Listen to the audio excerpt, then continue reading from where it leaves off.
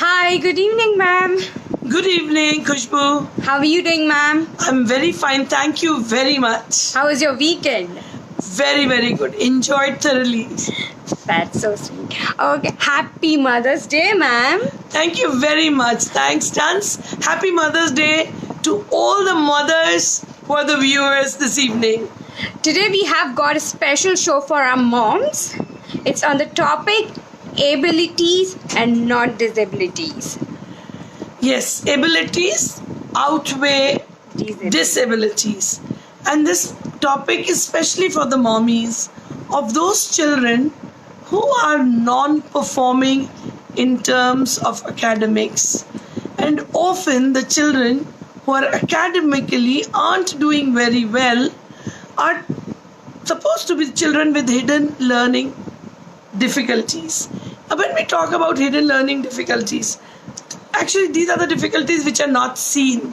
Not seen in the sense that these difficulties are, the kids who are poor in spelling, reading, writing, maths, processing speed. But gone is the era when it was thought that if they're non-performing, that means they're less intelligent. A very intelligent child can also be a non-performing child. So let us try understanding a little bit more about learning difficulties, because often parents will say, no, he's just fine, and your denial to the acceptance will delay the improvement in your child. So if you want your child to do well, the first step is that you accept it. No doubt that they have abilities which are way beyond their disabilities. But yet, I think we need to ensure that we do something about it. So let me tell you about various kinds of challenges which children face. Well, one is children who have attention issues. So we call it attention deficit hyperactivity disorder, or ADD, attention deficit disorder. Either ADD are the kids who are dreamer, ADHD children are the one who are all the time on the move. So attention can be challenging. Processing speed, it can be a challenge of auditory processing or visual processing. Auditory processing children will have issues when they listen to. So because they don't process the information correct, spellings and all are often challenging for them. Visual children are the one, visual processing disorder children are the one, when they read something, they skip a part of the text from there.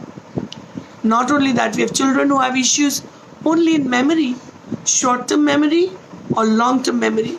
So we do have children who have memory issues. And then at last but not the least, we also have children who have issues in their processing speed. So the issues are in the processing speed means that when the information is taking in, it is like a platform on which the information is kept for short time. Information is taken in by all the sensory organs, the five: the eyes, the ear, the nose, the tongue, and the skin. And when the information is kept on a platform, there's a person who picks it up from there and puts it in the cupboard. And that is called the processing speed. So the speed by which it is gone to a bigger storage. So if your child is a non-performing child in academics, I would strongly suggest to those moms and dads, don't ignore it. Please observe it. And if you see consistency in that behavior, we must do the psychoeducational assessment. There are loads of names which are coined for these kind of difficulties. There are things like dyslexia, dyspraxia, dyscalculia, ADD, ADHD, and what not. Even dysgraphia, the ones who have poor handwriting. Observe your children, enjoy your children, accept their difficulties. The minute you accept it, the first step on the journey starts. The children starts to perform better, because acceptance means that we try to support them. Rejection means the denial that we are not ready to accept and support them. So I wish you all a powerful parenting. It is very important that you support the children in their needs, focus on their strengths. When you focus on what their strengths are, I always say it is like half full or half empty. If you're looking at half full, the life will be fun, esteem will be more, and you are able to accept your child the way your child is. If you focus on half empty, then you have 100 reasons to complain for what the child is not doing. And many a times I've seen the parents are the cause. They come up with such negative statements for the kids who are non-performing. Doesn't matter if he's no good in studies, he may be very good in football, maybe very good cricketer, maybe an excellent musician. Encourage them. When you encourage them for their strength, you will see that they will start improving even in academics. Focus on half full and let them enjoy. So dyslexics are the children who have issues in their spellings and reading. Dyscalculia are the students who have issues in maths and the number work. Dysgraphia are the children who have issues on handwriting. Dyspraxia are the children who have issues in the not only the gross motor, the total body-mind coordination as well. And now we are talking about the children who are ADD and ADHD, who face attention issues, the children who are on the ASD spectrum, that is autistic kids, or the children could be even on a platform of having some issues to do with memory. So I wish you all powerful parenting. Know your child better. Help your child. If your child is not performing, he's not happy not performing. He may be having a defense mechanism by telling you that no, I don't care, it doesn't matter to me. None of us want to talk about our limitations. So let us make sure that we focus on their strengths. So now it's the time for parents to ask your queries. Ma'am, we have a question. How to know the hidden talent of my son? By Mr. Rajan. Alright, there are various ways by which you can know the hidden talents of your children. First of all, parent is the best judge. Observe. Give your child an exposure of variety of fields wherever he shows interest. Explore that. Not only that, I would suggest that we do brain mapping, which is a test, which is a dermatoglyphic test. It will tell you everything about your child. It talks about your child's personality types on disc, dominant, influential, steady or compliant. It tells you your child's thinking type, whether he's a thinking, cognitive thinker, affective thinker, reflective thinker. It does the VAC analysis of child.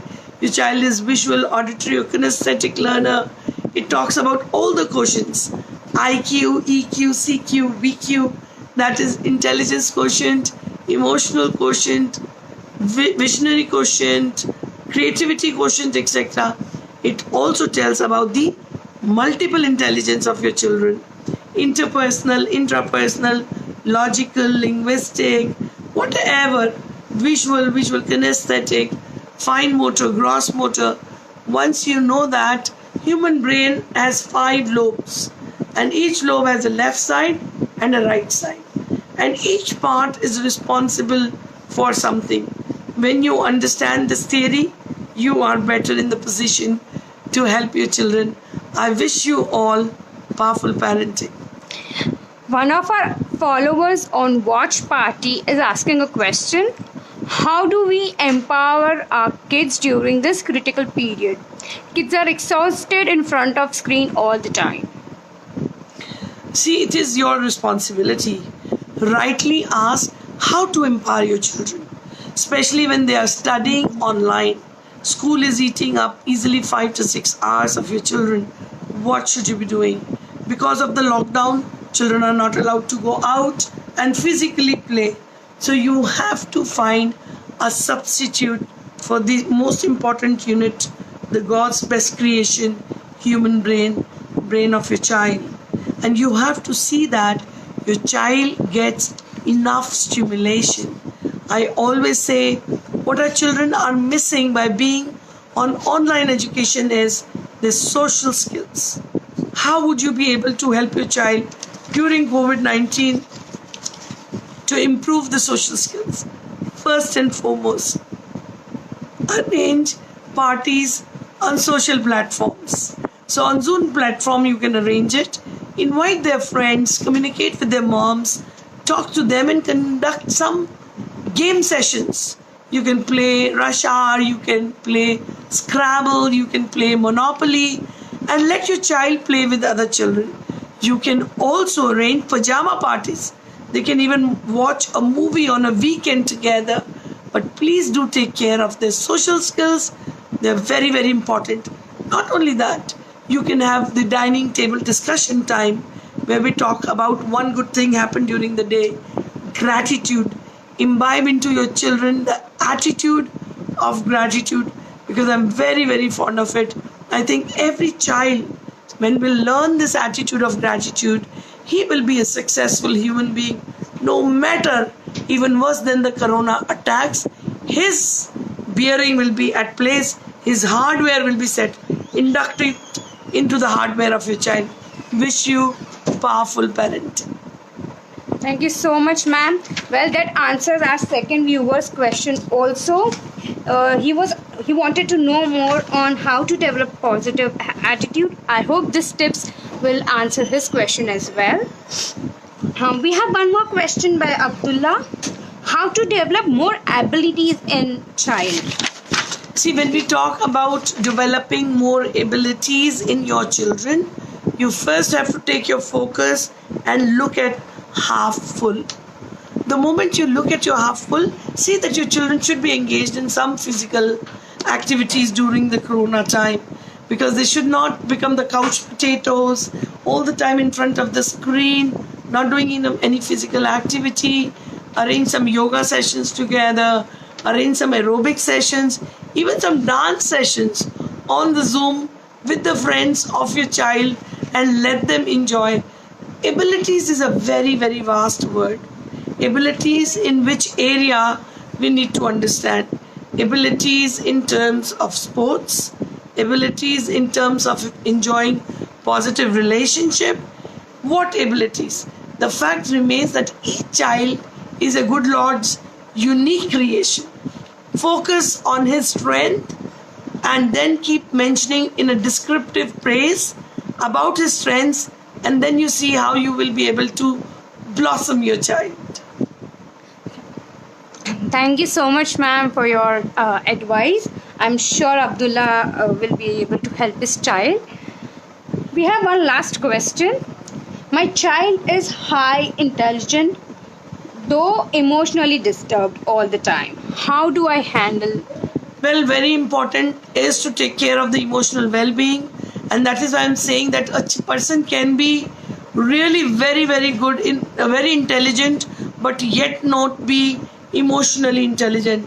IQ is important, but EQ is more important. IQ is intelligence quotient, EQ is emotional quotient. And especially nowadays, when the grandparents are not staying with the children, emotional quotient is ignored because it's a nuclear family, mom and dad are working, no family time. In that scenario, believe it, emotional quotient becomes very, very low. Emotional quotient includes interpersonal skills as well as intrapersonal skills. And you need to see to it that you help your child cultivate that. So let me give you an example. Let's say, for example, there is something negative happen. Let's take it to an adult life. Let's say, for example, you lost your job and you're very upset about it. And then you call your friend and you say at 11 o'clock in the night, I'm very upset and I lost my job. I don't really know what to do. And you're upset. Your friend says, so what can I do about it? I knew you will lose it. Your company was so weak. And anyway, you were not a great performer for them anyways. So I was expecting it even earlier. If the person gets this kind of a response, is this emotionally good? No, it's going to hurt the person more. The second response could be you call another person till 11 midnight, and that person says, "Oh my God, you lost your job? Look at the time, it's 11, yaar. I'm sleeping. Let's talk about it tomorrow morning." Zero interest in your life. He's not even emotionally connected. You're really, really upset about it. Another friend you call up, and he said, yeah, I'm so sorry to know about it. Anyways, everybody's losing job. What can we do? 22 million people have lost the job world over. Thank your stars that you lost it now. Sympathies. Empathy is where you show concern. Oh my goodness, you lost your job? I'm there for you, don't worry. I know I was out of job 6 months back. I was so disturbed. I was so upset. I can exactly feel what you must be going through. But don't worry, you're very talented. And with your profession, with your kind of an experience, you will have no issues finding another job. Not only that, let me tell you another concept. So empathy is not enough, but empathy plus action is actually very, very much needed. And if you pick up a car and you say, I'm coming to you, I think you need my company, let's sit down and talk about it. Let's plan out. That is what is called that you are concerned about your friend. So emotional intelligence is very important, and I think we should consciously put in efforts to cultivate emotional intelligence in our children, in our family members, in everybody around us. Thank you so much. I hope Miss Jasmine got what she was looking for. Thank you so much for giving us this talks and motivating us in this period. So when is our next talk, Khushbu? It's on Tuesday, same time. All right. So today is Sunday. We do it Sunday, Tuesday and Thursday. So Right. don't miss it. Sunday, Tuesday, Thursday at 5 p.m. UAE time, 6:30 India time. See you. Take care. Stay safe. Stay blessed. Thank you very much. Bye bye, ma'am.